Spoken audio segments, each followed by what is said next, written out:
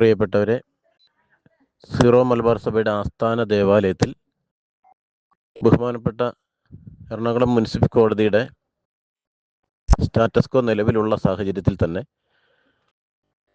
നീണ്ട 4 വർഷങ്ങൾ നീണ്ടുനിന്ന നിയമ പോരാട്ടത്തിൽ സഭയുടെ ഭാഗത്തു നിന്നും സഭാ തലവൻ്റെയോ ഇവിടുത്തെ മെത്രാപ്പൊലിറ്റൻ വികാരിയുടെ ഭാഗത്തു നിന്നും ഇവിടുത്തെ 6 ലക്ഷത്തോളം വരുന്ന വിശ്വാസികൾക്ക് അനുകൂലമായ യാതൊരു വിട്ടുവീഴ്ച മനോഭാവങ്ങളും യാതൊരു ഉത്തരവാദിത്വവും കാണിക്കാതിരുന്നതിൻ്റെ പേരിൽ ഫയൽ ചെയ്തിട്ടുള്ള കോടതി വിധിയിലാണ് സ്റ്റാറ്റസ് കോ നിലവിൽ വന്നതും തൽസ്ഥിതി തുടരാൻ ബഹുമാനപ്പെട്ട കോടതി ഉത്തരവിട്ടതും.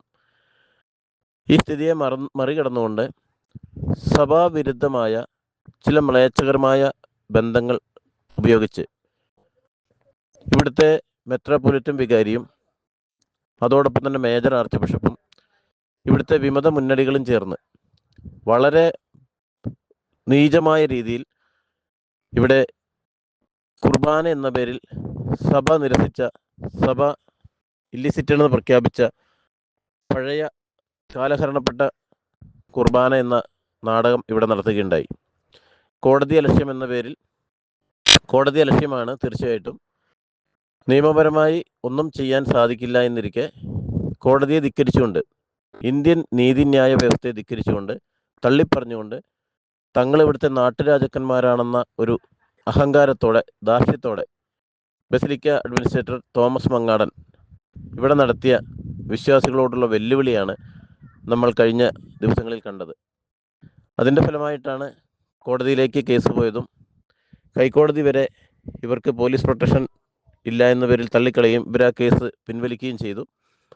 എങ്കിലും മുനിസിപ്പൽ കോടതിയുടെ സ്റ്റാറ്റസ് കോ ഇവിടെ നിലനിൽക്കുന്നു. ഈ സാഹചര്യത്തിൽ ഡിസംബർ 27 2025 ഡിസംബർ 27 ഈ നാട്ടിൽ പോലും ഇല്ലാത്ത കുറേ 13ഓളം ഷമ്മാശന്മാരെ, ഡീക്കന്മാരെ ഇവിടെ വിളിച്ചു വരുത്തി കോടതിയെയും സഭയെയും വെല്ലുവിളിച്ചുകൊണ്ട്, നിയമവ്യവസ്ഥയെ തന്നെ തള്ളിപ്പറഞ്ഞുകൊണ്ട് ഇവർ ഇവിടെ കുർബാന എന്ന പേരിൽ പട്ടം കൊടുക്കലാണ്. അപ്പോൾ കോടതി വീണ്ടും ഇതിന് ഉത്തരവാദികളായ പോലീസ് ഉദ്യോഗസ്ഥരെ, നിയമം സംരക്ഷിക്കാനും നിയമം പാലിക്കാനും ബാധ്യതയുള്ള പോലീസ് ഉദ്യോഗസ്ഥർ ഈ നിയമവിരുദ്ധതയ്ക്ക് കൂട്ടുനിൽക്കുന്നത് എന്തുകൊണ്ടെന്ന് കോടതി ആരാഞ്ഞിട്ടുണ്ട്.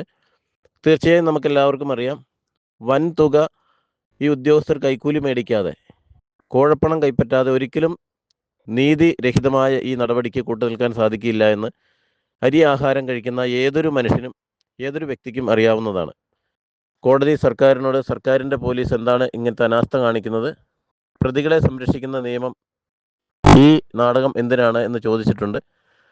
അതിൻ്റെ പേരിൽ തന്നെ കോടതി വിധിയും കോടതിയുടെ ആ ഓർഡറും ഞങ്ങൾ ഇപ്പോൾ പുറത്തുവിടുകയാണ്. ഇത്രയും കാര്യങ്ങളൊക്കെ ആയിട്ടും ഈ വിമത സഭയ്ക്കോ ഈ മേജർ ആർച്ച് ബിഷപ്പിനോ സീറോ മലബാർ സഭയെ ഇനിയും നാണം കെടുത്താൻ നിൽക്കാതെ അദ്ദേഹത്തിൻ്റെ വികാരിയെ പിൻവലിക്കുകയും ഇവിടെ ഒരു കോടതി അഡ്മിനിസ്ട്രേറ്റർ ഭരണം കൊണ്ടുവരികയും ചെയ്യണമെന്നാണ് ഇപ്പോൾ വിശ്വാസികൾ ആവശ്യപ്പെടുന്നത്.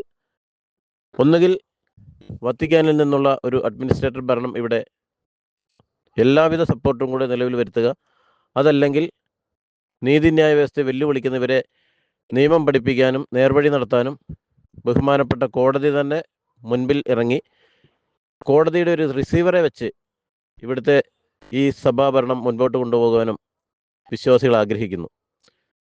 പ്രിയപ്പെട്ടവരെ, ലോകമെമ്പാടുമുള്ള സീറോ മലബാർ സഭയ്ക്ക് അപമാനവും ആകുലതയും ഉത്കണ്ഠവും എന്നും ഉണ്ടാക്കി കൊടുക്കുന്ന ഈ സഭയുടെ നേതൃത്വം ഇനി മുമ്പോട്ട് വേണോ എന്ന് അടുത്ത സിനഡിൽ മറ്റു മെത്രാന്മാർ തീരുമാനിക്കുക. പഴം പുഴുങ്ങി വായിൽ വെച്ചിരിക്കാതെ മെത്രാന്മാർ മൗനം വെടിയുക, തെറ്റിനെ തെറ്റെന്ന് തിരുത്തി പറയാനുള്ള ആർജവം എല്ലാ മെത്രാന്മാരും കാണിക്കുക. അതല്ല എങ്കിൽ വിശ്വാസികളുടെ ചൂട് ശരിക്കും ഈ മെത്രാന്മാർ എല്ലാവരും അറിയുമെന്ന് ഓർമ്മിപ്പിച്ചു കൊള്ളട്ടെ.